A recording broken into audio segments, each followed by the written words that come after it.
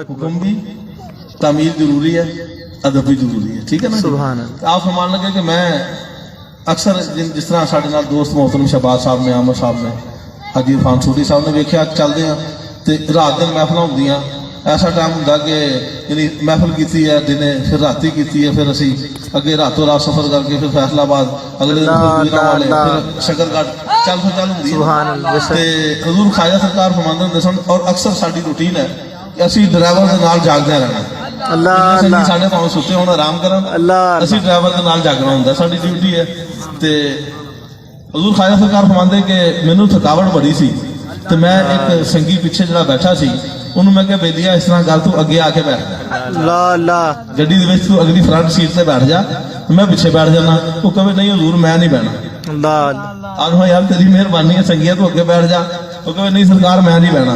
और मैं तो चले ये नहीं पता लगता कि पीर हुक्म दे दिंदे आ।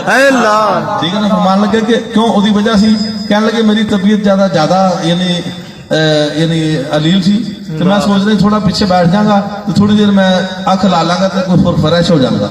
तो ड्राइवर के नाल बैठ के नहीं सोना चाहिए। ठीक है ना।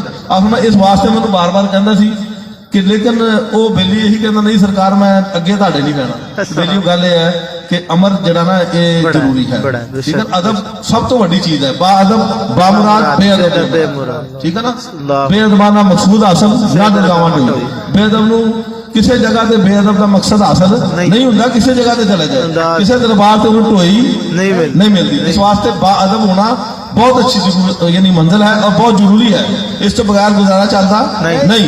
लेकिन जो अमर आ जाए अदब नूं पिछे करके अमर मान लेना। क्या बात है। सुभान अल्लाह। इस तरीके नाल साडे संगी ने माशाअल्लाह यानी नौजवान ने बड़ा दिल खुश होंदा है। सरकार ने करमनवाजी की, दाढ़ी मुबारक दी यानी तौफीकां दित्तियां, टोपियां पाइयां, जिक्र कर रहे हैं।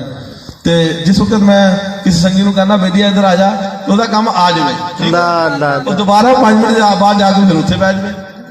अदब भी हो गया तो हुक्म भी मान लिया, दोनों चीजा हो गई ना। किसी संगी को कहना बेटिया सुशा इत्थे बैठ के ना। ठीक है। अगर यानी तुहाडा एक मंजिल का हिस्सा होंदा बस जिन्ना लोगों मैं गल कर रहा उन्होंने पता मैं की कह रहा। ठीक है। ते वो फिर क्योंकि मैं मेरे अपने अंदर की गल है कि मेरा मुर्शिद सामने हो ना तो मैं सामने बैठे ही रहूं। पीछे होने की केड़ी लोड़ है यार। जो नजारा सामने है ना हाँ। इस वास्ते अदब भी जरूरी है, अमर भी जरूरी है। ठीक है। जो अमर लग जाए कि इधर हो जाओ तो फिर इधर हो जाओ। ठीक है। थोड़ी देर बाद फिर अपने दिल की पूरी कर लो, फिर अदब दे विच आ जाओ। इस वास्ते अल्लाह की जात को दुआ है, अल्लाह की जात तमाम दोस्तों का दीनो दुनिया बेहतर करे।